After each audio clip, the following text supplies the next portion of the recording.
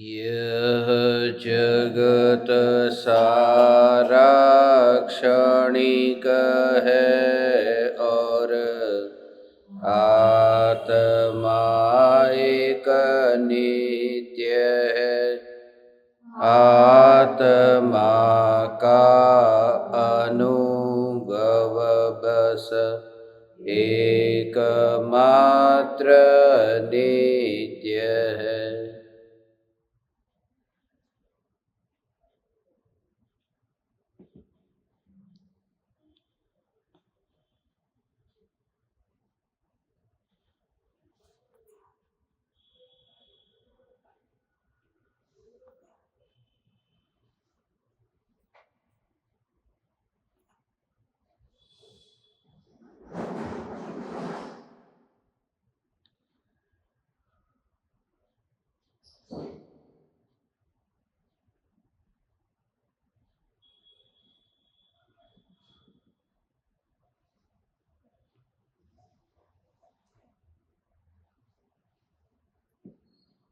चैतन्य स्वभावी भगवान आत्मा अनादि अनंत शुद्ध चैतन्य मात्र है। ज्ञान मात्र है।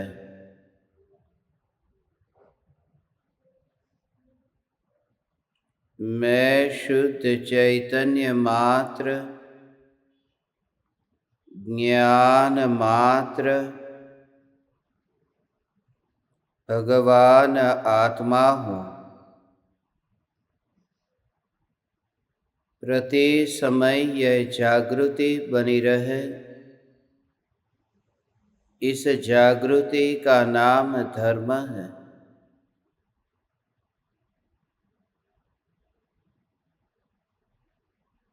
देह की प्रत्येक क्रिया के काल में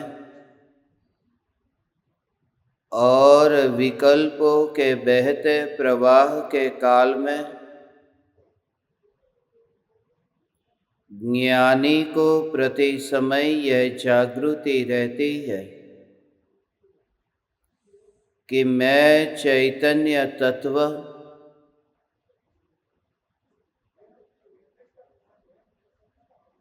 देह की किसी भी क्रिया में और विकल्पों के बहते प्रवाह में कहीं भी मिला नहीं हूँ। ऐसा शुद्ध चैतन्य तत्व मैं हूँ।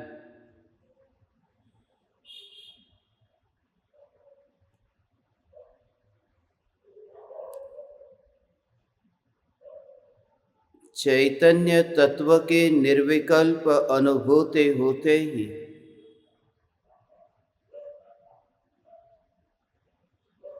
परमात्मा की यथार्थ भक्ति होती है।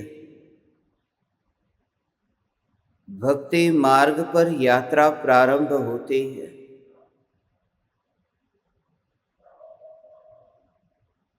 इतना ही नहीं, चैतन्य स्वरूप अंतर में अनुभव में आने पर ज्ञान मार्ग पर भी यात्रा प्रारंभ होती है। ज्ञान में ज्ञान की अनुभूति ही ज्ञान मार्ग है और ज्ञान का ज्ञान में समर्पित होना ही भक्ति मार्ग है। ज्ञान मार्ग भी स्वयं की ओर, भक्ति मार्ग भी स्वयं की ओर ही ले जाता है। फिर भी जहाँ मार्ग का विकल्प नहीं है, जहाँ मंजिल का विकल्प नहीं है, जहाँ कोई ध्येय नहीं है, कोई ध्याता नहीं है, जहाँ ध्यान का भेद का विकल्प नहीं है, बस वहीं परम धर्म की शुरुआत होती है। मुनिवर राम सिंह पाहुड़ दोहा में पिछले कुछ दिनों से इस स्वरूप पर ही जोर देकर कहते हैं कि शब्दों के या क्रिया के आग्रह को छोड़ करके जो सत्ता स्वरूप चैतन्य तत्व है उसे यदि समझ ले तो देह की क्रिया की ओर दृष्टि नहीं जाएगी, न ही वाणी की ओर दृष्टि जाएगी। जिसे चैतन्य तत्व की अनुभूति होती है, उस अनुभूति के क्षण में वहां वाणी नहीं होती। किसी भी प्रकार के निर्विकल्प अनुभूति की बात तो दूर है, मगर जो इंद्रियों के द्वारा प्राप्त होता हुआ जो काल्पनिक सुख है, उस सुख के काल में भी, उस अनुभूति के क्षण के काल में भी वहां वाणी गैर हाजिर हो जाती है। स्पर्शनेन्द्रिय से लेकर के कर्णेंद्रिय तक जिस समय रस का अनुभव हुआ, उस समय कोई पूछे कि रस का स्वाद कैसा है, वह मीठा है या कड़वा है, मगर उस समय कोई वाणी नहीं निकलती, क्योंकि अनुभूति उसी का नाम है जहां वाणी विराम को प्राप्त होती है। जड़ की अनुभूति से प्राप्त वह काल्पनिक सुख प्राप्त भी क्या कहे, क्योंकि अंतर में तो कुछ आता ही नहीं है। जो कल्पना है वह कल्पना चैतन्य लोक के बाहर ही रह जाती है और ज्ञान के भीतर आती नहीं, इसलिए उसे प्राप्त कहना भी ठीक नहीं। मगर उस काल्पनिक सुख के काल में भी वाणी होती नहीं है, वाणी विराम पाती है। तब जो अनादि अनंत चैतन्य तत्व जो त्रिकाल मौन है, इस मौन की अनुभूति के काल में वाणी कैसे होगी? इसका स्वरूप अत्यंत सूक्ष्म है, जो आज हमें समझना है। फिर से कहता हूं, साथ में रहना, वरना घने जंगल में कहीं खो जाओगे। यात्रा करते हैं कि निर्विकल्प अनुभूति के काल में वह वाणी क्यों खो जाती है? क्योंकि वाणी उस समय निकलती है जब कोई पराया हो।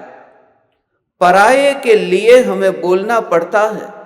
यदि मैं अकेला ही बैठा हूं तो वाणी की जरूरत नहीं है। जहां दो है वहां वाणी है, और इसलिए एकेंद्रिय जीव को वहां वाणी नहीं, वहां एक ही इंद्रिय है। दो इंद्रिय से लेकर के वाणी की शुरुआत होती है। वचन दो इंद्रिय से अधिक इंद्रिय वाले जीवों के होते हैं। दो इंद्रिय से पांच इंद्रिय जीव बोलते हैं, वाणी होती है। जहां एक है वहां वाणी नहीं, वहां टकराहट नहीं। बोलना पराये के लिए होता है। निर्विकल्प अनुभूति के काल में कोई पराया नहीं रहता। पराया नहीं रहता अर्थात ये देह नष्ट नहीं हो जाता, मगर देह का विकल्प नहीं रहता। और ध्यान की अनुभूति में मैं ध्याता, मैं ध्येय, और ये हो रहा है जो ध्यान, ये भाव भी छूट जाता है। वहां इतना घुल मिल जाता है, वहां उस प्रकार से परिणमन होता है कि दो पने का भाव ही उत्पन्न नहीं होता, द्वैत ही नहीं रहता। त्रिकाल ध्रुव चैतन्य तत्व की निर्विकल्प अनुभूति के काल में वह वाणी इसलिए रहती ही नहीं है, क्योंकि वहां होठ भी नहीं हिलते, जीभ भी नहीं हिलती जो तालू के साथ में टकराए। कंठ से ध्वनि उत्पन्न नहीं होती। वह जो निर्विकल्प अनुभूति का जो कुछ क्षण है, कुछ ही काल है, वह लंबा काल नहीं है। कुछ ही क्षण में निर्विकल्प अनुभव के काल में वहां जो मौन है, सारा जग उस समय रहता है। मगर एक समय भी अपने जीवन में ऐसा आया जब तुम्हें यह अनुभव हुआ हो कि मैं मौन हूं? ये उस अनुभूति की बात है जहां पर एक समय के लिए जैसे सब कुछ ठहर गया हो। अज्ञानता के काल में जगत जगत में था, मगर विकल्पों में घूम रहा था। निर्विकल्प अनुभूति के काल में देह जहां है वहीं पड़ा रहता है, सिर्फ उपयोग वहां से हट जाता है। हमने शास्त्रों में सुना पढ़ा कि चक्रवर्ती जो 96,000 रानियों को छोड़ते हैं, जो 18 करोड़ घोड़े को छोड़ते हैं, तो 18 करोड़ घोड़े और 84 लाख हाथी को जब चक्रवर्ती छोड़ देते हैं, हम एक छोटे से शहर में एक घोड़े को यदि छोड़ दे या फिर एक हाथी को छोड़ दे तो कैसी हालत हो जाएगी। पूरे शहर में कैसा हाहाकार मच जाएगा। डर जाएंगे कि एक घोड़ा और एक हाथी को छोड़ा, मगर चक्रवर्ती ने एक भी घोड़े को छोड़ा नहीं था, एक भी हाथी को छोड़ा नहीं था।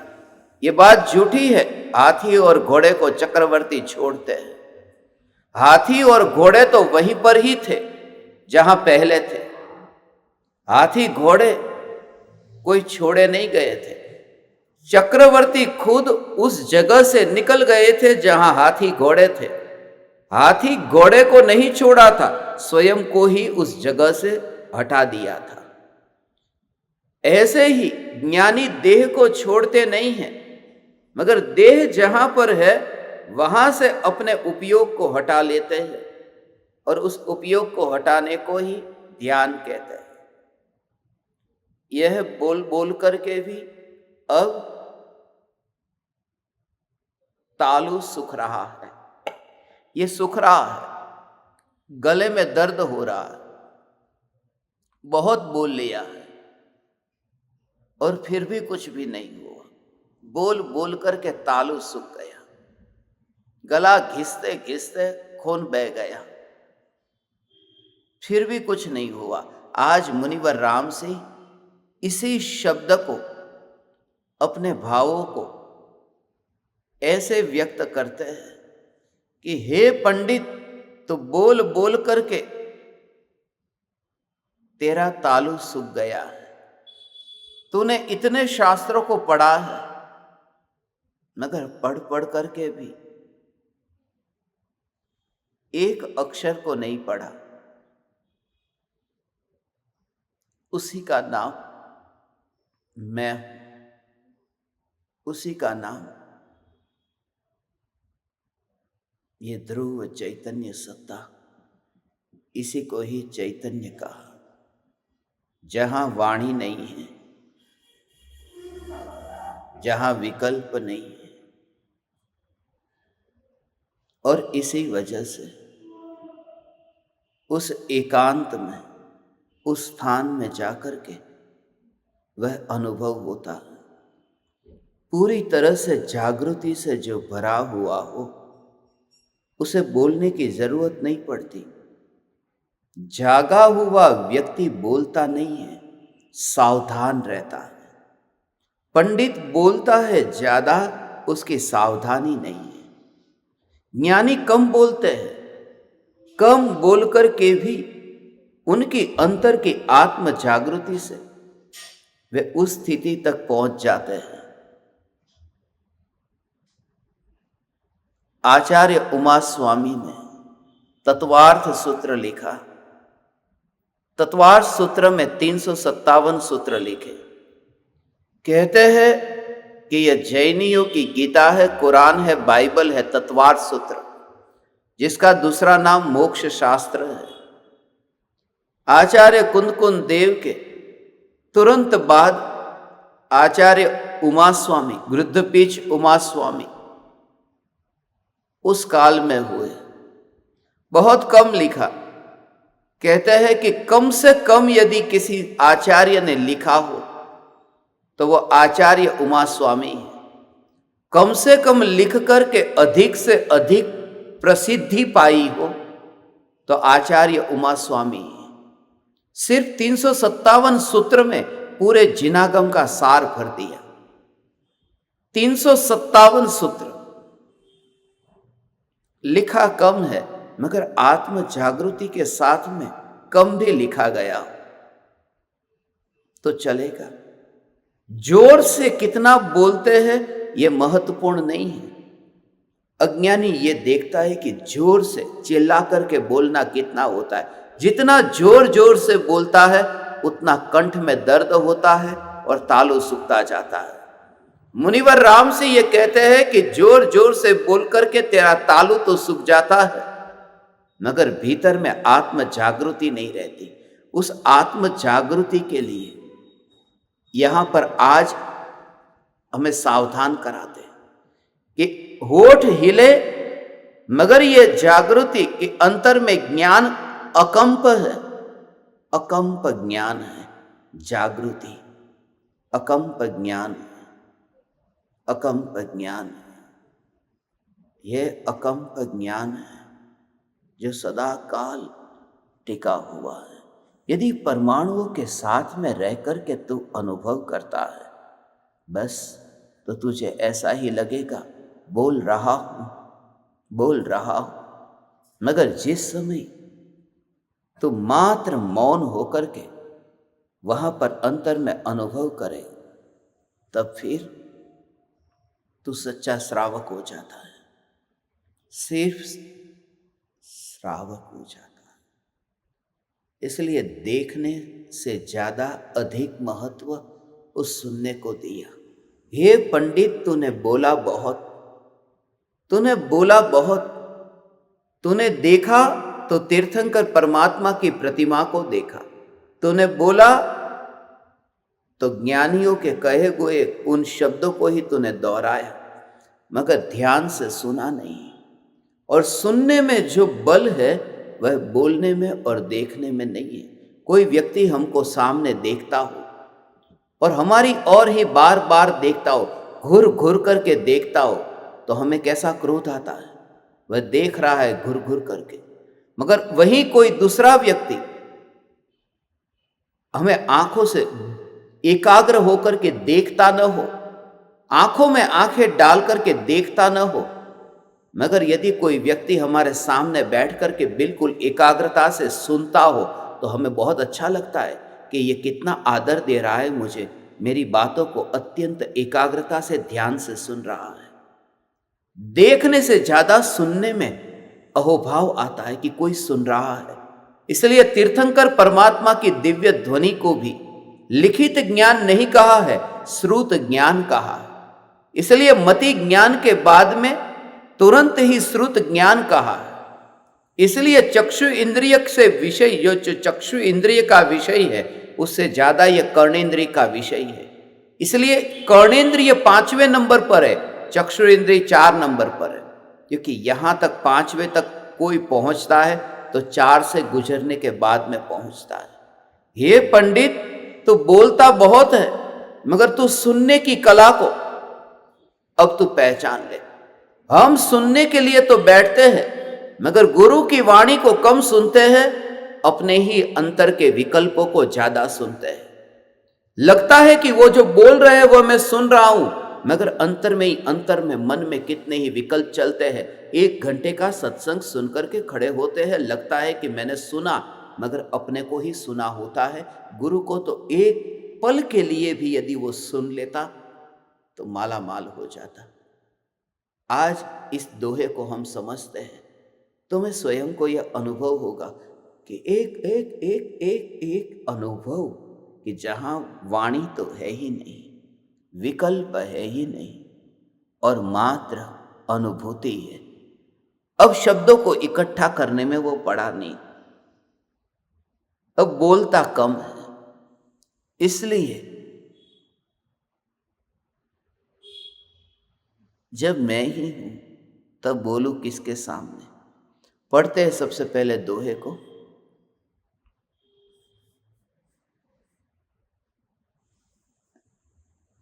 बहु यईम पढ़िय इम मूढ़, पर तालु सुकई जेण एकू जी अखरो तम पढ़हु शिवपुरी गमई जेण। हे जीव, तू बहुत पढ़ा, पढ़ पढ़कर तेरा तालु भी सूख गया, फिर भी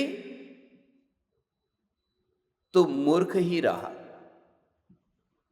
अब तू एक ही उस अक्षर को पढ़ कि जिससे शिवपुरी में गमन हो। ये देखो, पढ़ पढ़ करके तालु सूख गया। जब बहुत ज्यादा बोलते हैं, गाते हैं, गले का उपयोग होता है तो तालु सूख जाता है, कंठ सूख जाता है। पानी नहीं मिले फिर घिस जाता है, फिर गला बैठ जाता है, और बोले तो फिर छिल जाता है और खून निकल आता है, फिर न जाने ये गला खत्म ही हो जाता है। इसकी कोई महिमा नहीं है, ये कंठ की कोई महिमा नहीं है। महिमा हमें लगती है, मगर जिसे क्षणिक का बोध हुआ वह कंठ से ऊपर उठ चुका है। पाकिस्तान ने भारत को यह कहा था, मैंने ये सुना कि लता मंगेशकर का गला यदि पाकिस्तान को मिल जाए तो पाकिस्तान कश्मीर भारत को दे देगा। मगर लता मंगेशकर का गला सिंगर ऑफ द मिलेनियम, पूरे इस सदी का, इस शताब्दी का सबसे श्रेष्ठ कोई गायक कलाकार लता मंगेशकर, उसका गला आज हमें पता है उसका गला किधर है, वो गले के परमाणु किधर है, वो कंठ जिसके लिए ये सारी दुनिया दीवानी थी वह कंठ किधर गया। न कंठ में, न ध्वनि में, न आवाज में। लता मंगेशकर तू तो कुछ भी नहीं, तेरा कंठ तो कुछ भी नहीं, तीर्थंकर परमात्मा की दिव्य ध्वनि भी कुछ भी नहीं। क्योंकि तीर्थंकर परमात्मा की दिव्य ध्वनि भी कहां टिक करके रहती है। आज हम सुबह से ही घर से बाहर थे और आज का सत्संग भी कहीं बाहर एक खुले आकाश के नीचे ही रखने का भाव था। मगर आज दोपहर में ही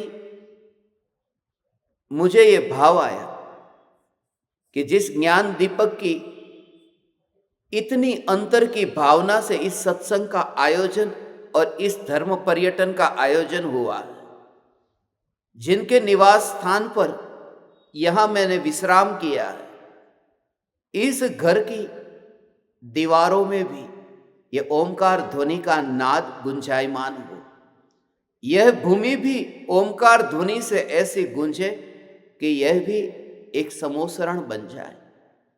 इसलिए यह ध्वनि सब जगह पहुंचे। सत्संग शुरू होने से पहले ही यहां कोई प्रयोजन नहीं था। मैं जहां बैठा हूं, यहां जितने कमरे हैं, मैंने कह दिया इस कमरे का दरवाजा खोल दो, इस कमरे का दरवाजा खोल दो। प्रकाश कम है, प्रकाश तो पर्याप्त है, मगर एक एक कमरे में ओमकार ध्वनि गुंजाना चाहता था।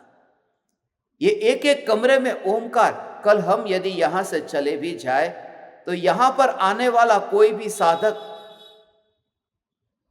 बिना ध्वनि में ही उस ओमकार का अनुभव कर सके। मैं चैतन्य परमात्मा तत्व हूं, ऐसा अनुभव हो सके। मगर जब सत्संग शुरू हुआ, मैं थोड़ी देर रुक गया। उस समय ये भाव आया कि तीर्थंकर परमात्मा का समोसरण भी टिकता नहीं है, तो ये हमारा समोसरण भी कैसे टिकेगा। लता मंगेशकर का गला हो या फिर परमात्मा की दिव्य ध्वनि हो या कोई भी ध्वनि हो, ध्वनि मात्र हो, वह अनित्य है। वह अनित्य है क्योंकि पुद्गल की पर्याय है। पर्याय तो अनित्य होगी ना। अभी न्यूमरोलॉजी में जो 1 से लेकर के 100 तक के अंक में जो 27वें अंक पर जो पुद्गल की 27 पर्याय है, उनमें 20 पर्याय तो आपने सुनी होगी स्पर्श रस गंध वर्ण की। स्पर्श की 8, रस की 5, गंध की 2 और वर्ण की 5। मगर जो 7 पर्याय है, जो ध्वनि की, जो पुद्गल की 7 पर्याय, उसमें सारे गामा पद अनीसा, ये जो 7 पर्याय है वो ध्वनि से संबंधित है। और पर्याय है वो पर्याय अनित्य है, इस वजह से फिर कोई भी ध्वनि हो वह ध्वनि अनित्य है। मुनिवर राम से कहते हैं, हे मूढ़, बोल बोल करके तेरा गला सूख गया। हजारों घंटे तक बोलने से वह अनुभव नहीं होता जो एक बार मौन होकर के होता है, मौन होकर के होता है।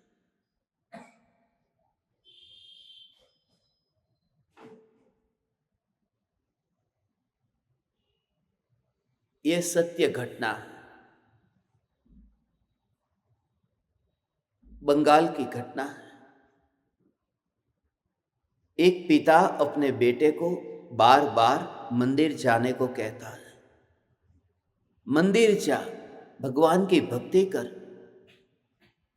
क्योंकि पिता की उम्र हो गई थी, पिता थे 80 साल के और उनका बेटा था, वह बेटा भी 60 साल का हो गया था। पिता उसे कहता था कि अब तो तू खुद बूढ़ा हो गया, अब यदि परमात्मा का नाम नहीं लेगा तो कब लेगा। मुझे 80 बरस का जीवन मिला, जरूरी नहीं है कि तू 80 साल जिएगा, तो भगवान का नाम कब लेगा। और वह बेटा ये कहता, मैं व्याकरण का आचार्य हूं, व्याकरणविद हूं, बहुत व्याकरण जानता था संस्कृत भाषा में। वो कहता है कि आप राम राम राम राम राम राम करते हैं, ये एक बार राम बोलते फिर राम बोलते, मैं तो व्याकरण का आचार्य हूं, एक बार क्या बोलना, एक एक बार क्या बोलना, मैं तो एक साथ में ही बहुवचन बना दूंगा, रामः रामो रामा, बस रामा उसमें सब आ गया। मैं एक बार बोलूंगा, ये बार बार क्या बोलूं, मेरा मन ही नहीं करता कि मैं बोलूं आपकी तरह राम राम। घर में इस वजह से ही घर वाले को रस मर जाता है, उस व्यक्ति के कारण। क्योंकि उस बेटे ने उस बाप की उन सब हरकतों को देखा था कि ये राम राम राम करते हैं, ये सुबह उठ कर के हाथ में माला ले लेते हैं, मगर इनकी जिंदगी में कहीं पर भी आनंद नहीं दिखाई देता। इतना कोलाहल, इतना लोभ, इतनी माया, मरते समय भी इनकी माया घटती नहीं है। तो इनकी तरह ही मैं राम राम करूंगा, मेरा भी क्या लाभ है। बाप सुबह उठ करके मंदिर से आता है और तिलक लगा करके आता है और कहता है तू मंदिर जा, मगर जो पूरे दिन भर तिलक लगा करके रहता है उसकी जिंदगी भी इतनी लूटफाट से भरी हुई है, वो तिलक से क्या होगा, रस मर जाता है। क्योंकि परिवार में एक व्यक्ति धार्मिक होता है तो सारे घर के अंदर इतना कोलाहल मच जाता है, इसलिए घर वालों की श्रद्धा भी ऐसे मर जाती है। उस बेटे की भी श्रद्धा ऐसे ही मर गई थी। मगर जब बाप ने बहुत बोला तो कहा कि मैं एक बार जाऊंगा, गया एक बार। जब बहुत बोला तो एक बार गया और जाकर के उसने मंदिर में जाकर के बस एक बार ही बोला राम, एक बार, खाली एक वचन ही बोला था, राम, और वहीं पर ही गिर गया। बाप ने बेटे को भेजा था कि जा मंदिर, और वो मजाक कर रहा था, पिताजी मैं जाऊंगा, एक बार जाऊंगा फिर दोबारा नहीं जाऊंगा, बस। और वो गया। बहुत महान व्याकरणविद हुआ, एक ही बार अपने जीवन में एक बार वह राम बोला। और मंदिर में वहां पर जैसे ही उसने मस्तक झुकाया, वहां पर उस मंदिर की दहलीज पर, वहां पर उसने मस्तक झुकाया राम, और वहीं पर ही उसने प्राण छोड़ दिए। उसके पिताजी को पता चला घर पर कि बेटा अभी तक वापिस क्यों नहीं आया। जब वे मंदिर की ओर जा रहे थे तो गांव वालों ने बताया कि आपका बेटा तो चल बसा। जैसे ही वह अंदर गया और ऐसे भावों से भर गया, राम इतना ही बोला और चला गया। आपको शायद पता नहीं हो, मगर संस्कृत भाषा का ऐसा व्याकरणविद मैंने इस काल में ऐसा व्यक्ति नहीं देखा, नहीं सुना। उस व्यक्ति का नाम था भट्टोजी दीक्षित, जो एक बार ही राम बोले और खत्म हो गए। मैं उन पंडितों के लिए ये बात खास कहता हूं, मुनिवर राम से कहते हैं कि तू कितनी बार राम राम राम कहता है ये महत्वपूर्ण नहीं है। तो माला लेकर के राम राम राम राम करता है, उसका महत्व नहीं है। तो राम के नाम की चादर ओढ़ लेता है, होते हैं ना पंडित, जहां पर राम राम राम चादर के ऊपर लिखा होता है, उसका महत्व नहीं है। बहुत से लोग ऐसे होते हैं, खाना खाने से पहले, पानी पीने से पहले राम बोलते हैं, राम, उसका महत्व नहीं है। तो कितना बोलता है उसका महत्व नहीं है, तो मौन होकर के अनुभव क्या कर रहा है, महत्व उसका है। और कबीर तो ये कहते हैं, पोथी पढ़ी पढ़ी जग मुआ, पंडित भया न कोई, ढाई आखर प्रेम का पढ़े सो पंडित होए। कितनी पोथी पढ़ी, बहुत पढ़ता है, बहुत पढ़ता है, मगर पढ़ने से कुछ नहीं होता। कोई शास्त्र को पढ़ता है, मगर उसमें पढ़ने में बहुत भाव है। शास्त्रों को पढ़ना, वो शब्द का नहीं है, वो मौन का पढ़ना है, पढ़ना है। इसलिए तो हम समयसार को पढ़ते हैं, कोई गीता को पढ़ता है। हम हिंदू हैं, हम जैन हैं, तो हम ऐसे पढ़ते हैं। और मुस्लिम लोग वो भी पढ़ते हैं, वो नमाज पढ़ते हैं, उसमें भी पढ़ना है, उसके पीछे गहरा भाव है, पढ़ना।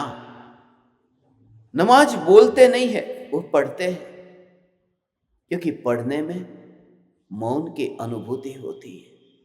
ये जो पढ़ना जो कहते हैं, वो पढ़ना नहीं है।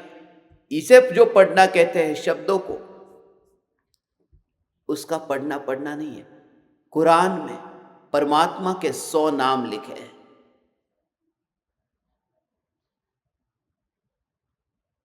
100 नाम है, और उन 100 नामों को मैंने गिना तो 99 ही निकले। दूसरी बार गिरा 99 निकले, हर बार गिनता और 99 निकलते। मुझे लगा कि मेरा गणित कुछ कमजोर है, गणित कमजोर है, हो सकती है कोई भूल हो जाए। यद्यपि बचपन से 100 में से 100 के अलावा आए ही नहीं है, मगर फिर भी कोई भूल हो सकती है। एक बार खाली 100 में से 99 आए थे कि हमारे टीचर को मैंने खाना नहीं खाने दिया था। ये नंबर 1 मार्क कहाँ काटा, मेरे को बताओ, मैं छोड़ूंगा नहीं। मगर जब मैंने वो फेरिस को पढ़ा और उस समय वो 99 पढ़ा, आखिरी पेज है, वो कोरा है, और बाद में पता चला कि वो जो कोरा पेज है वही परमात्मा है, जहां नाम नहीं है, जहां बिल्कुल शब्द नहीं है, बस उसी का नाम परमात्मा है। इतना हल्का हो जाता है, इतना बोझ घट जाता है। और ये तब हो सकता है क्योंकि शब्दों की सीमा है, शब्दों की सीमा है, और अनुभूति अनुभूति अनुभूति अनुभूति अनुभूति अनुभूति अनुभूति अपार है।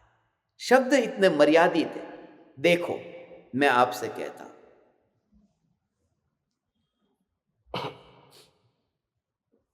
भारत मेरा देश है, ये हम बोलते हैं, क्या बोलते हैं, मेरा। और उड़ीसा मेरा राज्य है, क्या बोलते हैं, मेरा। ये सब में मेरा बोलते हैं। और फिर ये घर मेरा है, ये शरीर मेरा है, तो ये सब में मेरा बोलते हैं ना। भारत भी मेरा और ये शरीर भी मेरा, ये दोनों में मेरा शब्द दोनों में आया कि नहीं? शब्द दोनों में एक सा उपयोग हुआ है, मेरा। मगर भाव दोनों में एक नहीं है, भाव अलग अलग है। भारत मेरा, उसमें ठीक है, भारत में जो हो रहा है सो हो रहा है, उसका जिम्मेदार मैं थोड़ी हूं। कहीं पर भी कुछ भी घटना होती हो, मगर ये देह मेरा है, उसमें भाव अलग है ना। उसमें कितना घोर मिथ्यात्व है कि ये देह मेरा है। भारत मेरा है, उसमें इतना दर्द नहीं होता यदि कुछ घटना ऐसी घटे तो। यहां पर शरीर है, अब पेट में गड़बड़ है, इतना गैस हो गया है, बहुत गड़बड़ है, मगर ये पेट भी मेरा है और भारत मेरा है, तो भोपाल भी मेरा हुआ कि नहीं हुआ। अब भोपाल में गैस दुर्घटना हो तो कुछ नहीं होता, मगर इस पेट में गैस दुर्घटना हो तो गड़बड़ होती। दोनों को मैं मेरा कहता हूं, भारत भी मेरा है और यह शरीर भी मेरा है, मगर कहीं मेरा कहने के पीछे मोह का भाव ज्यादा होता है, कहीं कम होता है। यह बताना चाहता हूं कि शब्दों की सीमा है। हमारे पास में शब्द इतने लिमिटेड है कि भारत के लिए भी मेरा ही बोलना पड़ता है, शरीर के लिए भी मेरा, बेटे के लिए मेरा, पड़ोसी के लिए भी मेरा, सबके लिए बोलते तो मेरा ही है, मगर भाव सभी में अलग अलग है। बिल्कुल ऊपर से लेकर नीचे तक के भेद, इतने भेद है, अनंत प्रकार के भेद है। शब्द एक है, मेरा। इसलिए कहते हैं, इसलिए कहते हैं, इसलिए कहते हैं।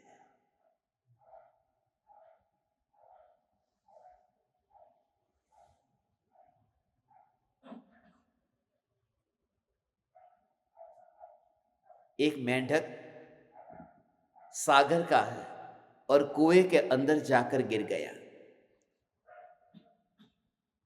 और कुएं के मेंढक को कहता है कि तू यहां कहां, दुनिया कितनी विराट है, तू इसे ही दुनिया मान करके बैठा है, यही दुनिया नहीं है। कुएं का मेंढक कहता है तो दुनिया है कैसी, मुझे बताओ, बहुत विराट है। सागर वाला मेंढक वहां पर छलांग लगाता है कि देख मैं दुनिया कितनी विराट है बताता हूं, जोर से छलांग लगाई। कुएं वाला मेंढक कहता है क्या इतनी विराट दुनिया है? सागर वाला मेंढक कहता है नहीं नहीं, इतनी नहीं, इससे तो और बड़ी है। फिर दूसरी बार थोड़ी और ताकत लगाई और दूसरी बार जोर से छलांग लगाई कि क्या ऐसा दुनिया कैसी है? उसने कहा कि नहीं नहीं नहीं, बहुत कम छलांग लगा पा रहा हूं, दुनिया तो बहुत विराट है। कितनी मेहनत करता रहा, थक गया, फिर बैठ गया। सागर वाला मेंढक बता नहीं पाया, अंदर ही अंदर, अंदर ही अंदर कूदता रहा। उस मेंढक ने, कुएं के मेंढक को वो बता ही नहीं पाया कि असली दुनिया कितनी विराट है। बहुत छलांगे लगाई। पंडित क्या करता है? पंडित उस कुएं के मेंढक के पास में जाकर के कहता है कि चैतन्य बहुत विराट है। फिर ये अज्ञानी कुएं के मेंढक पूछते हैं ये दुनिया जो बहुत विराट है, कैसी विराट है? फिर पंडित प्रवचन देता है, 1 घंटे का, 2 घंटे का, 4 घंटे का, जैसी छलांग लगा सकता था उतने घंटे की छलांग लगा देता है। मगर मैं यदि उस सागर के मेंढक की जगह होता तो मैं छलांग नहीं लगाता, मैं उस कुएं के मेंढक को पकड़ करके सीधा बाहर लेके आता और फिर उस सागर को ही देखा, सागर में ही उसको लेके जाता कि अब तू ही अनुभव कर। छलांग लगाने से बाहर के उस विराट जगत का परिचय नहीं दिया जा सकता, इसलिए बोल करके अब अधिक कुछ नहीं हो सकता। मौन होकर के जो हो सकता है वह स्वरूप में स्थिरता पाकर के जो हो सकता है। इसलिए मुनिवर राम से यहां कहते अपने में रहे, अपने में रहे। बोल बोल बोल करके तो चैतन्य चैतन्य चैतन्य चैतन्य चैतन्य की पुकार करता है। चैतन्य की पुकार तो तू करता है, मगर चैतन्य की पुकार करते हुए भी तेरे अंतर में आत्म जागृति कितनी है?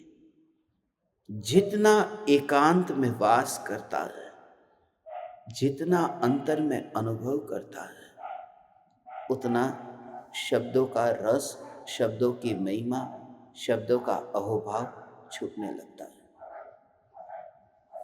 ज्ञानी वक्ता से प्रभावित नहीं होता। कोई कितनी ही अच्छी स्पीच देता हो, अज्ञानी ऐसे ही प्रभावित होकर के अरे कितना अच्छा बोल रहे हो। उसको जब सुनने के लिए कोई बैठते हैं तो हजारों लोग एकाग्र चित्त होकर के उसकी वाणी को सुनते हैं। उसकी वाणी में कुछ दम है, चमत्कार है।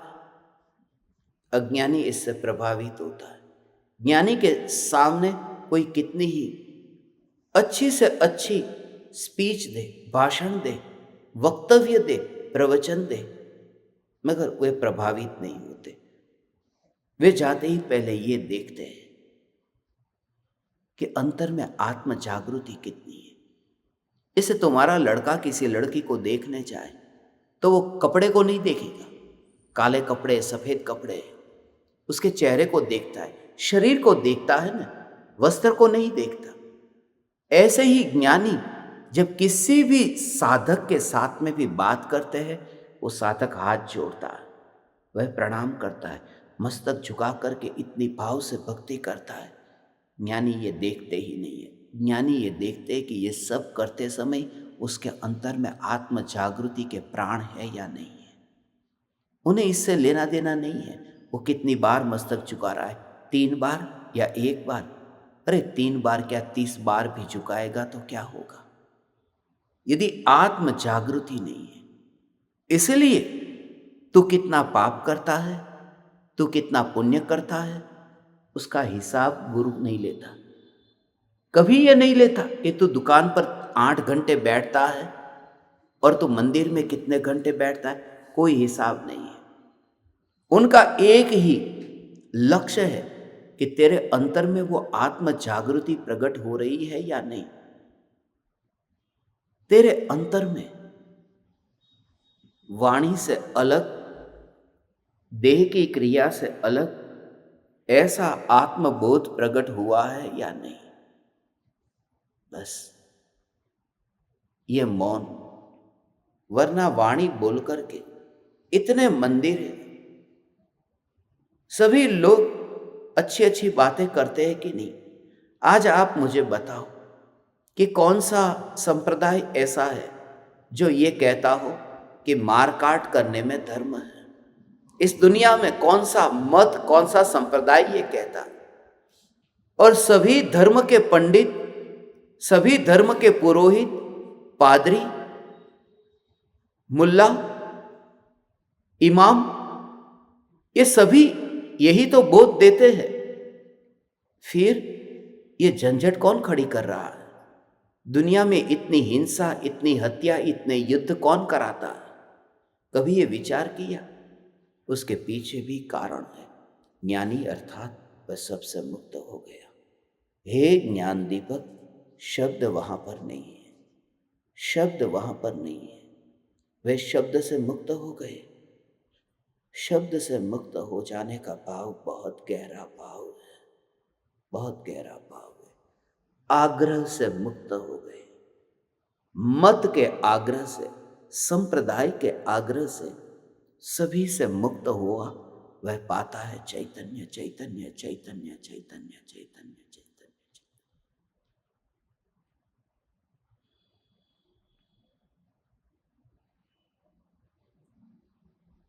आग्रह से मुक्त हो गया। एक गांव में कृष्ण की मूर्ति थी। लोग वहां पूजा करने जाते थे। बड़ा अच्छा मंदिर था, मगर राम के भक्त नहीं जाते थे, क्योंकि कृष्ण की मूर्ति थी और राम के भक्त कृष्ण को मानने में इतना रस नहीं लेते थे। फिर हुआ यूं कि एक काम करते हैं, राम की मूर्ति ही रख देते हैं, कृष्ण की हटा देते हैं। अब राम की मूर्ति रखी, तो कृष्ण के भक्त थे, उन्होंने आना बंद कर दिया। ऐसा होता है ना, यदि श्वेतांबर मूर्ति होती है तो दिगंबर नहीं चाहते, दिगंबर मूर्ति होती है तो श्वेतांबर नहीं चाहते, यदि मूर्ति होती है तो स्थानकवासी नहीं चाहते। ऐसा होता है ना। यह आग्रह सभी का कहीं ना कहीं आग्रह है। अब करे तो करे क्या, कि चलो एक काम करते हैं, ये सभी मूर्तियों को हटा दो यहां से। मूर्ति को हटा दिया तो मस्जिद बन गई। अब मुस्लिम लोग आने लगे और राम के पुजारी और कृष्ण के पुजारियों ने आना बंद कर दिया। मुसलमानों की भीड़ इकट्ठी हो गई। ये तो गड़बड़ हो गई, सब तो नहीं आ रहे। फिर एक काम किया कि ना मंदिर बनाना है ना मस्जिद बनाना है, उस जगह पर एक काम करो, होटल बना दो, सब लोग आएंगे खाना खाने। और हुआ यूं कि होटल बना दिया कि सब लोग आने लगे, किसी भी पक्षपात के बिना, किसी भी भेदभाव के बिना। यह घटना इस बात को बताती है कि हमारा रस जितना होटल में ज्यादा है उतना परमात्मा में नहीं है। हम जितने आग्रह से मुक्त है उस होटल के बारे में, उतने आग्रह से मुक्त धर्म के बारे में नहीं। हमें सत्य को खोजा ही नहीं है। पंडित माने क्या और ज्ञानी माने क्या। ज्ञानी जिज्ञासु होकर के ज्ञानी हुए हैं और पंडित शब्दों में अटक गया है। कोई भी व्यक्ति वैज्ञानिक होता है तो आग्रह को लेकर के खोज करने नहीं चाहता। पंडित ये सिद्ध करना चाहता है। जैसे तुम जन्म से लेकर के हिंदू, अब तुम सिद्ध करना चाहते हो, तुम खोजना चाहते हो। तुम क्या खोजना चाहते हो? सत्य क्या है ये खोजना नहीं चाहते। जन्म से हिंदू हो तो तुम ऐसे कारणों को खोजना चाहते हो जो कारण ये सिद्ध करके दे कि हिंदू सच्चा किस तरह से है। यदि तुम जन्म से जैन हो तो तुम सत्य को खोजने नहीं निकलते। तुम्हारे पास में जो तर्क उत्पन्न होते हैं वो इस बात के होते हैं कि जैन धर्म श्रेष्ठ क्यों है। उसी में ही दिमाग दौड़ता है कि जैन श्रेष्ठ क्यों है। सत्य क्या है और उसकी प्राप्ति कैसे हो, यह भाव नहीं आता। यही जन्मजात संस्कार है। पंडित वो लेकर के बैठता है, इसलिए वो बोलता है, मगर तालु सूखने पर भी वो पाता नहीं है। जिज्ञासु अर्थात मैं कुछ भी आग्रह लेकर किसी भी संप्रदाय को लेकर के नहीं बैठा। मैं संप्रदाय को लेकर के नहीं बैठा। मैं खोज के लिए निकला हूं, सत्य क्या है। और उसके लिए, सत्य की खोज के लिए तो पूरा ऐसा साहस चाहिए। कहते हैं सब कि मैं सत्य सत्य सत्य सत्य, आत्मा की बात करते हैं, अहिंसा की बात करते हैं और आत्मा की और अहिंसा की बात करते हैं और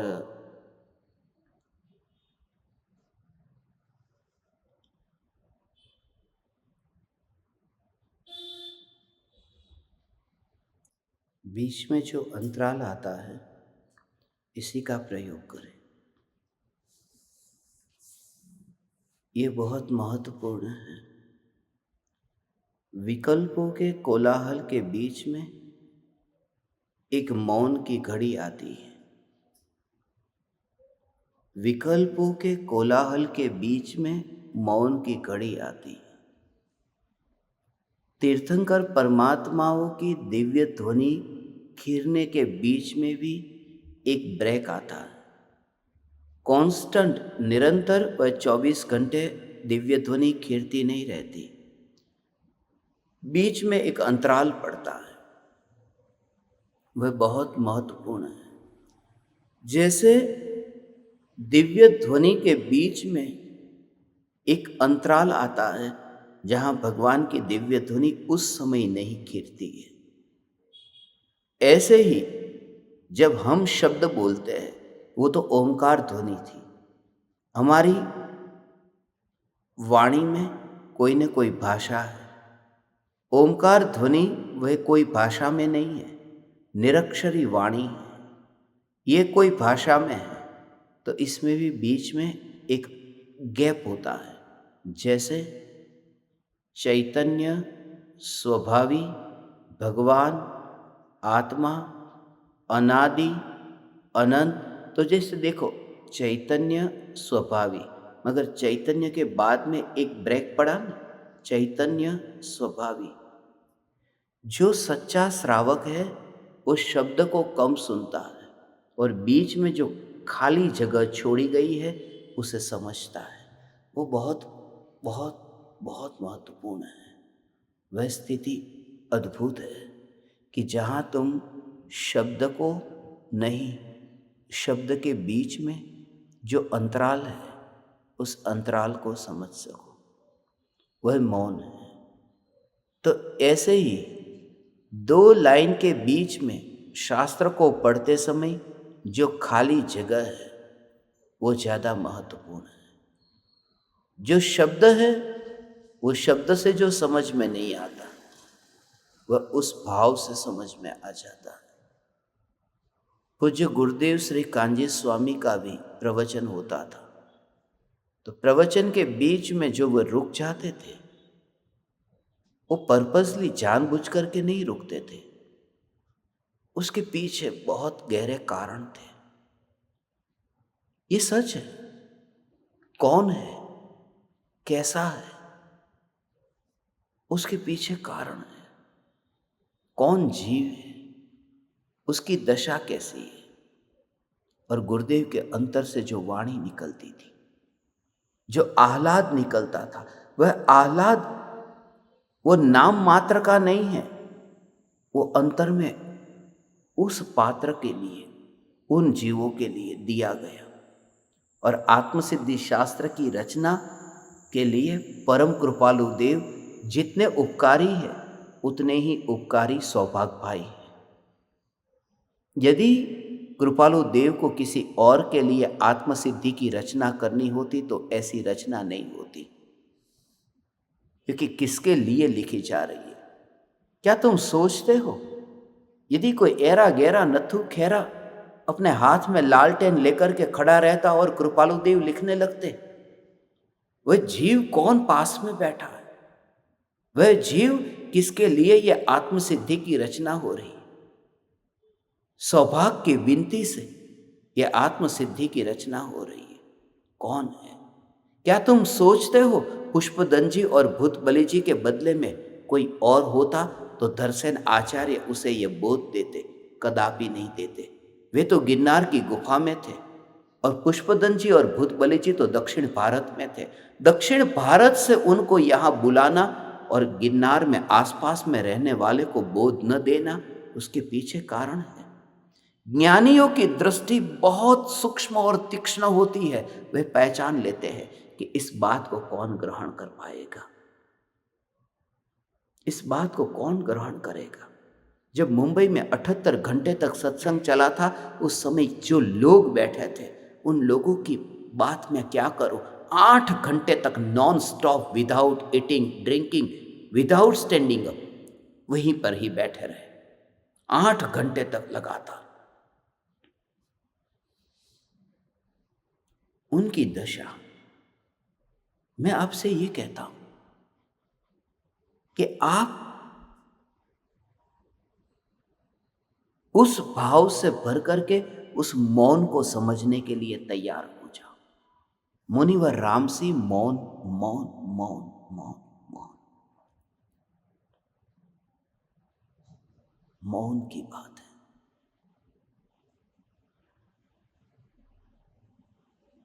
इसलिए आपका बूढ़ापा आ गया, बापूजी का भी बूढ़ापा आ गया। थोड़े दिन के मेहमान, बूढ़ापा आ गया, मगर उनको देख करके रोज की 25, 30, 40, 50 पता नहीं कितनी कितनी गोलियां खाते, नींद की गोलियां खाते। मुझे एक ही विचार आता है, इनके जैसे मेरी हालत हो जाए उससे पहले ही मैं मुनि हो जाऊं। हमेशा ये विचार आता है। ये विचार नहीं आता कि इनका स्वास्थ्य ठीक जल्दी से हो जाए, क्योंकि शरीर है, बुढ़ापा आया तो मृत्यु भी आएगी, उसमें आश्चर्य नहीं है। मृत्यु तो आनी ही है, मगर मुनि हुए बिना मेरी मृत्यु आई तो यह कलंक है। मुनि हुए बिना मनुष्य देह को ऐसे गवाया तो मेरा अहित है। ये विचार आता, ये भाव आता, और समझदारी इसी में है। उस स्थिति तक पहुंचे, उससे पहले ही जागे। अब हमारे आजकल जो प्रयोग होंगे, वो प्रयोग सब शब्दों से ऊपर वो भावों को भावों को देख करके।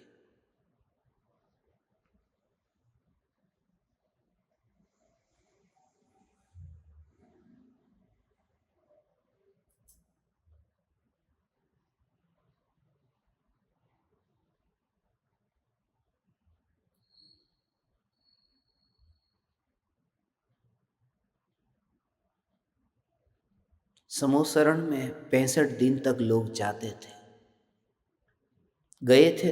3 गति के जीव समूह शरण में पहले से बैठे थे, भगवान की दिव्य ध्वनि ही नहीं खीरी। क्यों? वे कीड़े मकोड़े थे, वो संगनी पंचेंद्रिय थे, मगर ऐसा एक जीव होना जरूरी है जो उस वाणी को ग्रहण कर सके। एक जीव कोई ऐसा जरूरी है। मैं आज के सत्संग में उस एक जीव को ढूंढता हूं। कौन है वह जीव?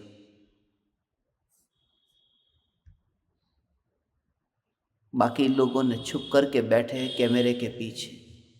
कौन है वह जीव? मैं ढूंढता हूं।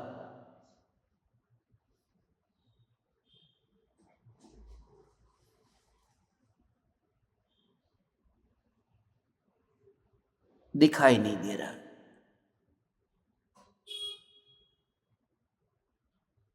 क्या ऐसे महावीर भगवान ढूंढने गए थे? गौतम स्वामी किधर है, मैं ढूंढता हूं। भवि भागन वच जोगे वशाई। भव्य जीवों के भाग्य से जीवों को यह चैतन्य की पुकार सुनने को मिलती है। मैं तो हृदय के अंतःकरण से इतनी भावना पाता हूं। आज ओडिशा की इस भूमि पर सबसे अधिक पूरे भारत देश में गजपंथा के बाद में जहां पर सबसे अधिक भाव आता है, ये ओडिशा की भूमि है। हमेशा अगली बार मैं यहां अकेला ही आऊंगा। हो सकता है मुनि होकर के आऊं। अगली बार मैं आऊंगा, कोई भीड़भाड़ नहीं, कोई परिवार नहीं, कोई ज्ञान दीपक नहीं, कोई कोई कोई दूसरा नहीं। अदर इज हेल, दूसरा नरक है। आज सुबह से ही इस भूमि पर बहुत भाव आ रहा था, बहुत।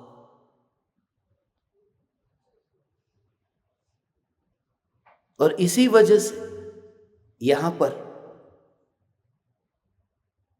ज्ञान दीपक के निवास स्थान पर यह सत्संग रखा।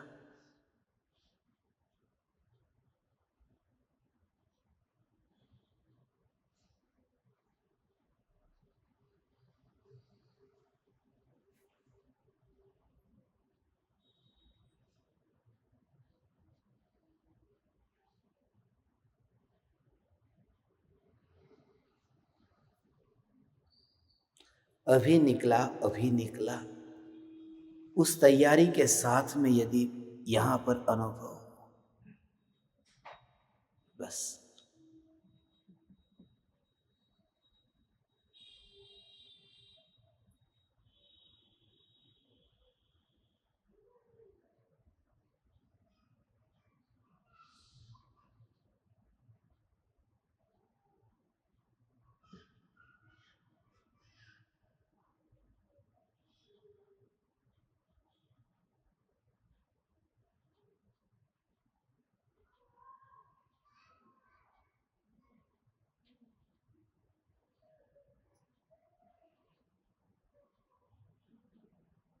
आज बोलने का भाव ही नहीं आ रहा।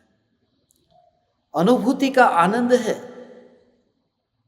बहुत आनंद है, मगर वाणी में आते ही वो फीका पड़ जाता है।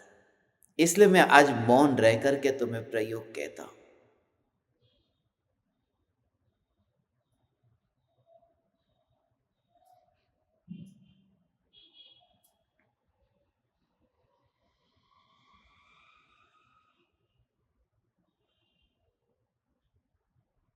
जैसे थक करके आते हैं और आराम करते हैं, बहुत थक गए हैं आज तो आराम करते हैं। ऐसे ही बोल बोल करके थक गए हो, विकल्पों से इतनी थकान लगी हो, सोचना नहीं। आज रात्रि में कुछ भी नहीं करना है, डू नथिंग।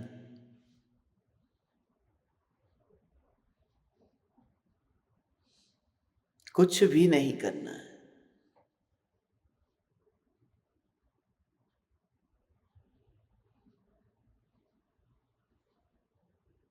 नींद आती है तो आने दे, करना कुछ भी नहीं।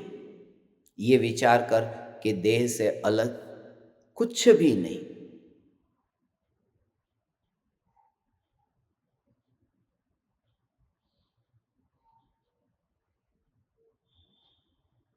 और यही ज्ञान ज्ञान ज्ञान की अनुभूति है।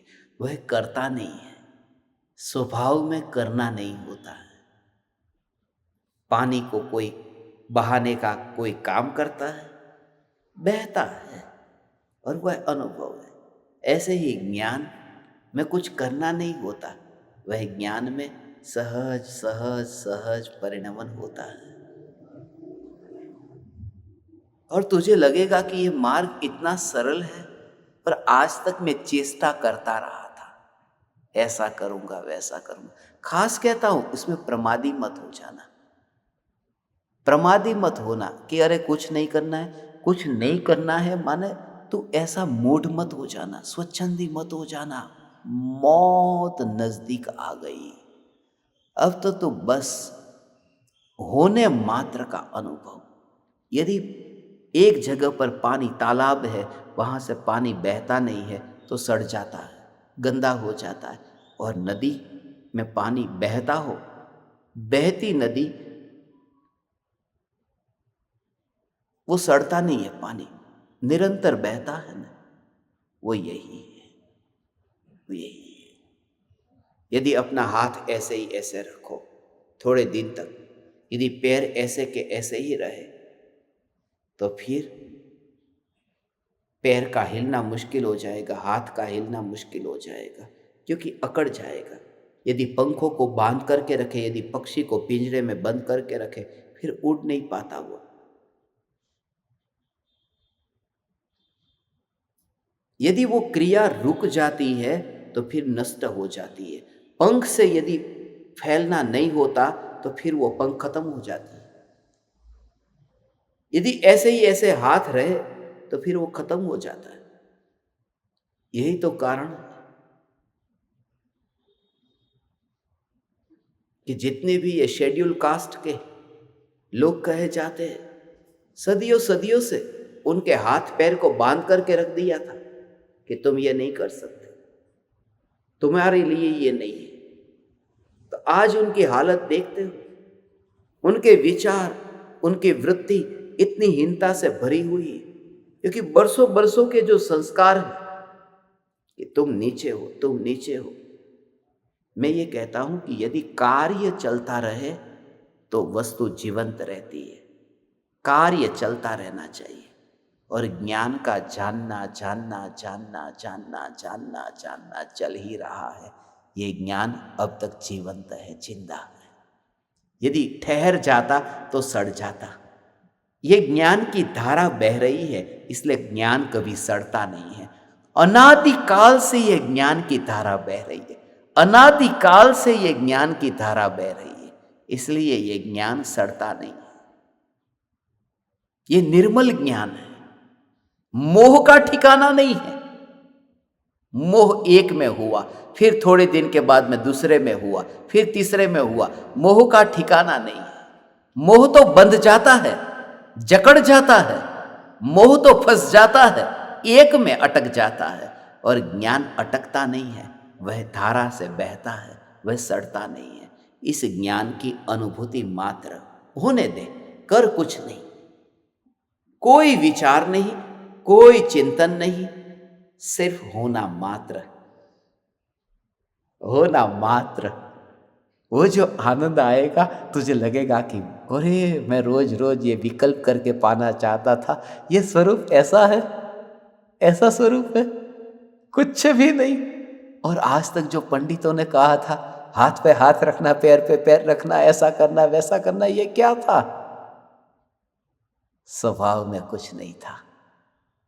ऐसी जागृति भगवान, आप परमात्माओं को प्रकट हो। यही दिव्य ध्वनि का सार है, ओमकार ध्वनि का सार है। ओ हो।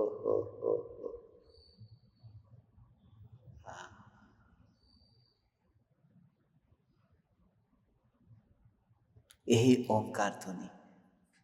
अभी मैं कंप्यूटर में सेटअप कर रहा था ना, वही विचार आ रहा था कि पूरे दिन भर आज जिन जिन गाड़ियों को मैंने देखा, ये ओमकार ध्वनि, ओमकार ध्वनि, ओमकार ध्वनि, ओमकार ध्वनि, यही याद आ रहा था। ओमकार ध्वनि का सार है मौन हो जाना। क्योंकि जितनी भी गाड़ियों में देखते हैं ना, उड़ीसा की गाड़ी के नंबर होते हैं ना, वो ओडी होता है, ओडी। ओडी माने ओमकार ध्वनि। तो जहां जहां ऐसे ओडी ओडी ओडी, ओमकार ध्वनि, ओमकार ध्वनि, ओमकार ध्वनि, ये देखो ध्वनि, cut cut cut cut cut cut, mobile चालू ही रहता है। ये गजपंथा में ये झंझट नहीं होती। मैं जहां रहूं, अकेला रहूं, भावना पाता हूं। ये होगी, भीड़ होगी। ये एक छोटा सा वाक्य याद रख लेना, अधर इज हेल, दूसरा नरक है। इसलिए बस अधर इज हेल। मगर वो अधर में कौन अधर, कोई भेद नहीं करना, कोई भी हो, बस जहां दूसरा आया वहां नरक शुरू हुआ। विकल्प दूसरा है और वही नरक है। एक तो यहां चैतन्य है।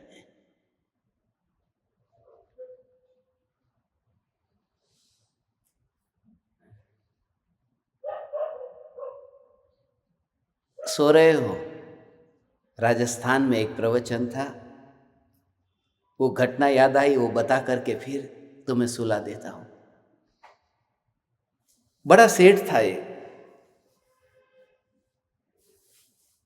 प्रवचन में सोता था। अब उस मंदिर में जितने भी मेरे से पहले पंडित गए थे, वो सेठ को कुछ बोलते नहीं थे, क्योंकि सेठ बहुत दान देते थे। अब उनके दान के ऊपर ही वो मंदिर चलता था। और वो मंदिर ही नहीं, उस इलाके के लगभग 7-8 मंदिर ऐसे थे जो उनके दान से ही चलते थे।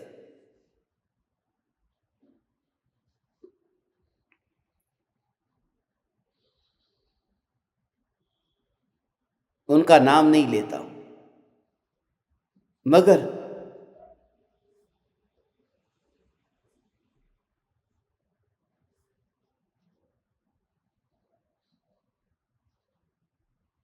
साहूकार थे। इसलिए मैं उनकी पहचान, उनको साहू कह के पुकारता था। असली नाम तो उनका अलग था।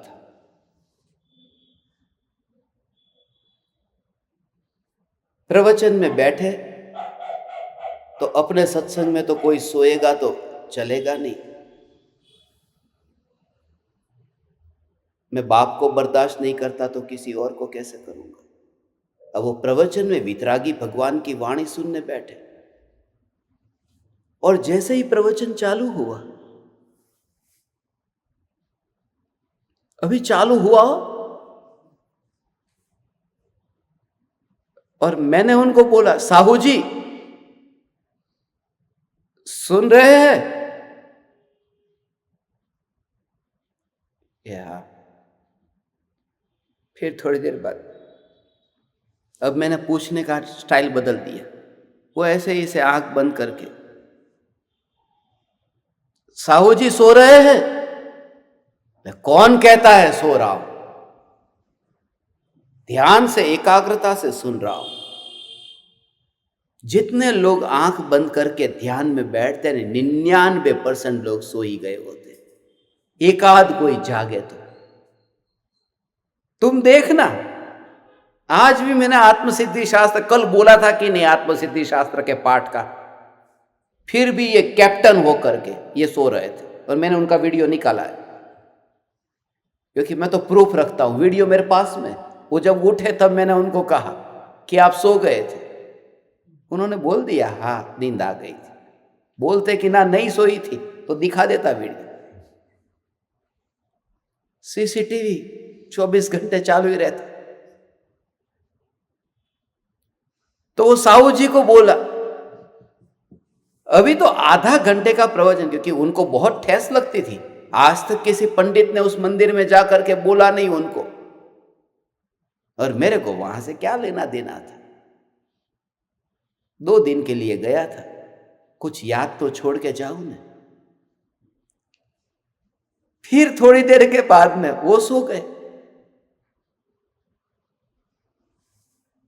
फिर मैंने कहा साहू जी सो रहे?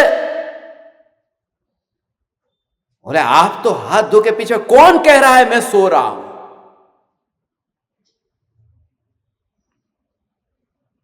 मैं लगा अच्छा अच्छा ठीक है। और फिर लास्ट में जब मैंने उनको, जब वो बिल्कुल अच्छी तरह तक तो नशे में मस्त हो गए थे, फिर मैंने उनको बोला साहू जी रहे? कौन कह रहा है मैं जी रहा? कौन कह रहा है मैं जी रहा हूं? अब तो पक्का सो गए।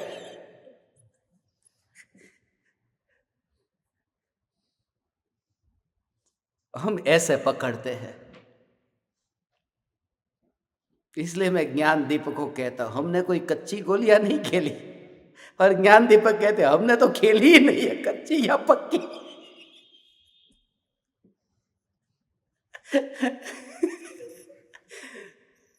मगर आज ये प्रेरणा लेने जैसा है। शरीर की स्थिति कैसे भी हो, मैं समझता हूं, मैं तो सिर्फ इतना कहता हूं, एकांत से बड़ा कोई आनंद नहीं है। और बुढ़ापा आने से पहले धर्म कर लेने में ही एकमात्र सार है। बस ये सार है। हे चैतन्य परमात्मा, हे ज्ञान दीपक, मैंने आप परमात्माओं के लिए अंतर की भावना से, हृदय से हमेशा यही भावना भाई कि तुझे ये वाणी सुननी न पड़े। सच कहता हूं कि तुझे सुननी न पड़े, तुझे कभी भी ये प्रवचन सुनने न बैठना पड़े। तुझे ऐसी एक मौन अनुभूति हो, ऐसी मौन अनुभूति हो जहां तेरे लिए ऐसा हो जाए कि वाणी बहुत नीचे है और तो आकाश में पक्षी की तरह ही उड़ रहा है।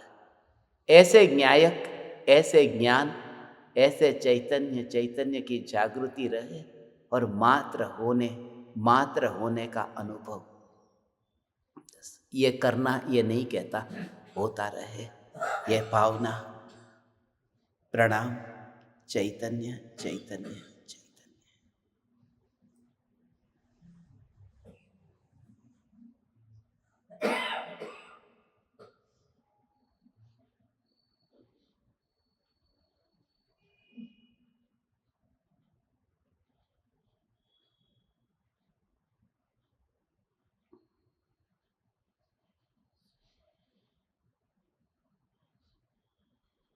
अहो अहो श्री सद्गुरु करुणा सिंधु अपार, इस पामर पर प्रभु किया अहो अहो उपकार, अहो अहो उपकार। देह सहित जिनकी मृत देहातीत उन ज्ञानी के चरण